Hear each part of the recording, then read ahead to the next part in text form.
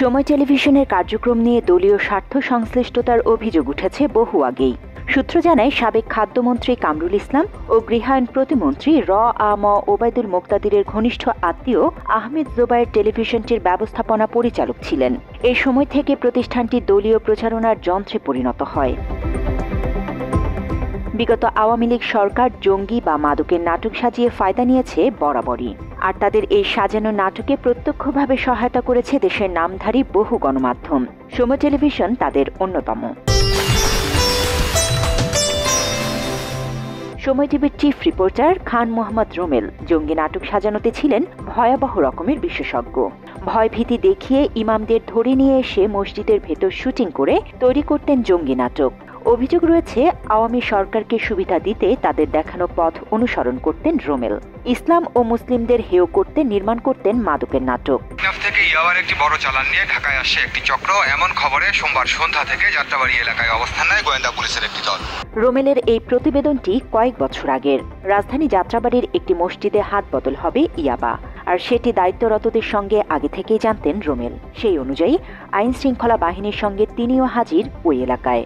পাম্পের পাশের নামাজের স্থানে প্রবেশ করেন এক ব্যক্তি, তবে তার পিছু পিছু আরেকজনকে আসতে দেখে সন্দেহ হয় গোয়েন্দা পুলিশের। ইয়াবার চালান টেকনাফ থেকে রাজধানীর কোথায় থেকে কোথায় যাবে সেসবও মুখস্থ রোমেলের। যদিও নাটকের স্ক্রিপ্ট তৈরিতে তথাকথিত ব্যাকরণ মেনে বানানো চোরাচালানকারীর বরাত দিয়েছিলেন তিনি। পরে শহীদুল্লাহর দেয়া তথ্যে যে ট্রাকে করে টেকনাফ থেকে ইয়াবা নিয়ে আসা হয়েছিল জব্দ করা হয় সেটিও। মাত্র 30% টাকায় জমির মালিক হয়ে নতুন বাংলাদেশের গড়ে তোলার স্বপ্ন দেখা বাংলা বসতি।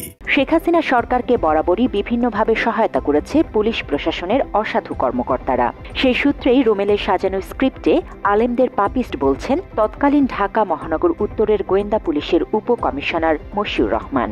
এই সমস্ত পাপিস্ট আলেমরা এরা মসজিদকেও ব্যবহার করে ইয়াবা বিক্রয়ের একটা কেন্দ্র হিসেবে। রোমেলের কথিত জঙ্গি শহীদুল্লাহর স্বজনকেও মাদক কারবারি উল্লেখ করে মাদ্রাসার শিক্ষকতার প্রসঙ্গ তুলে ধরা হয়। অর্থাৎ মাদক, জঙ্গি আর ইসলামকে মেলানো হচ্ছে এক কাতারে।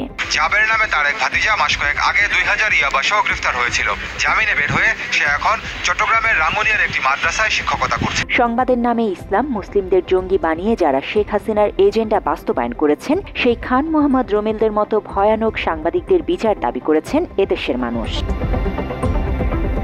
জন্মলগ্ন থেকে অপসাংবাদিকতার সঙ্গে জড়িত সময় টিভি নিকট অতীতেও জুলাই হত্যাকাণ্ডে হাসিনার মতো মায়া কান্না করেছে সম্পদের। নির্বিচারে পাখির মতো গুলি করে আবু সাইদ মুগ্ধকে যে হত্যা করা হয়েছে, সেই মূল্যবান জীবনের চাইতেও তাদের কাছে বড় ইট, পাথর আর ইঞ্জিনের সম্পদ। নাশকতাকারীরা আসলে এই পুরো ডিপোটি ধ্বংস করার জন্যই কিন্তু আসলে তারা যে হামলা চালিয়েছে। অপসাংবাদিকতার সঙ্গে জড়িত সময় টিভির এখনো অনেকেই আছেন বহাল তবিয়তে। তবে নতুন বাংলাদেশে তাদের বিরুদ্ধে বরাবরই রুখে দাঁড়িয়েছে সাধারণ মানুষ। এখন সময় হয়েছে সময় টিভির সাংবাদিক নামক ঘাতকদের সঠিক বিচারের মুখোমুখি করানোর।